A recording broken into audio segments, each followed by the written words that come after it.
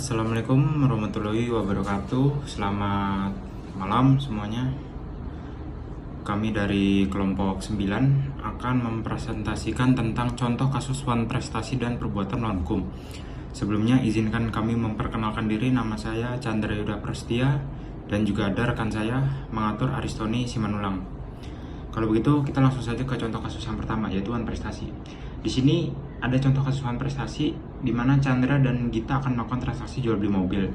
Chandranya sebagai pembeli, Gita sebagai penjual. Nah, si Gita ini akan menjual mobilnya, yaitu Toyota Avanza dengan harga 200 juta.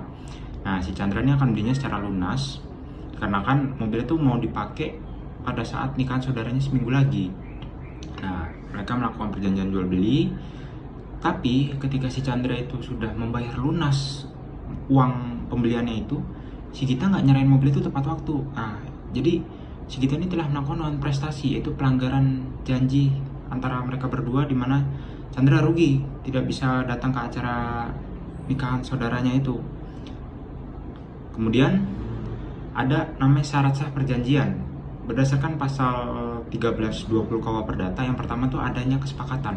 Di sini tidak jelas Chandra dan Gita itu sepakat untuk melakukan transaksi jual beli mobil. Yang kedua, cakap hukum, di mana Chandra dan Gita ini udah cakap, udah dewasa untuk melakukan perjanjian jual beli ini. Yang ketiga, ada hal tertentu, di mana objek yang akan diperjualbelikan itu yaitu satu buah mobil Avanza itu. Yang terakhir, ada sebab yang halal. Maksudnya transaksi jual beli yang dilakukan mereka berdua ini bersifat halal dan tidak bertentangan dengan hukum. Yang berikutnya, bentuk wan prestasinya. Ya, berdasarkan pasal 1238 KUH Perdata, di mana seseorang yang telah melakukan suatu perjanjian namun melanggarnya akibat lewatnya waktu yang ditentukan disebut telah melakukan wan prestasi. Berdasarkan kasus, si Gita tuh udah ngelakuin wan prestasi dikarenakan udah dibayar lunas sama Chandra, tapi nggak nyerahin mobilnya tuh tepat waktu sesuai yang diperjanjikan. Nah, inilah yang menyebabkan kerugian kepada Chandra.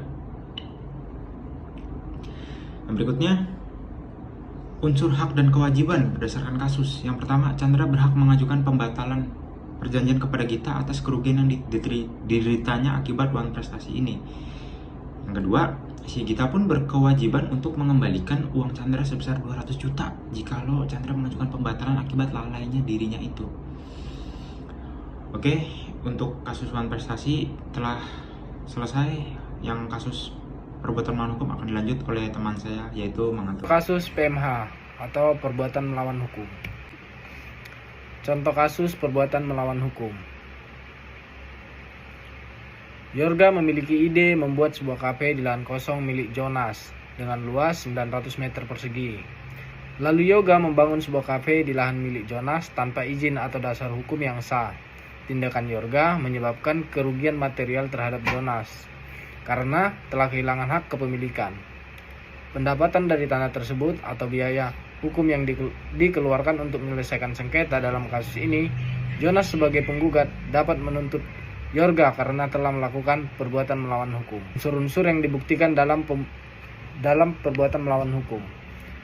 Pasal 1365 KUH Perdata menetapkan 4 persyaratan yang harus terpenuhi dalam gugatan berdasarkan perbuatan melawan hukum. Berikut adalah penjelasan mengenai unsur-unsur tersebut. Perbuatan melawan hukum yang dianggap melawan hukum didasarkan pada aturan tertulis dan prinsip-prinsip hukum yang berlaku dalam masyarakat, termasuk asas kepatutan dan kesusilaan. Kesalahan yang dilakukan dengan sengaja atau karena kelalaian, yaitu pelanggaran terhadap kewajiban hukum yang berlaku. Kerugian yang terjadi baik secara material, kerugian yang dapat diukur secara nyata maupun imaterial, kerugian terhadap manfaat atau keuntungan yang dapat diperoleh dari masa depan. Hubungan kasual antara perbuatan melawan hukum dan kerugian. Kerugian yang dialami harus secara langsung disebabkan oleh perbuatan melawan hukum yang dilakukan oleh pelaku.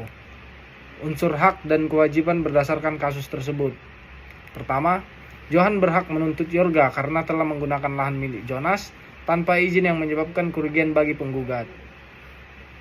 Yang kedua, Yorga pun berkewajiban untuk mengembalikan lahan tanah milik Jonas. Yang ketiga, ganti rugi yang diberikan oleh Yorga kepada Jonas, ganti rugi nominal. Sekian presentasi dari kelompok kami. Jika ada salah kata, kami mohon maaf.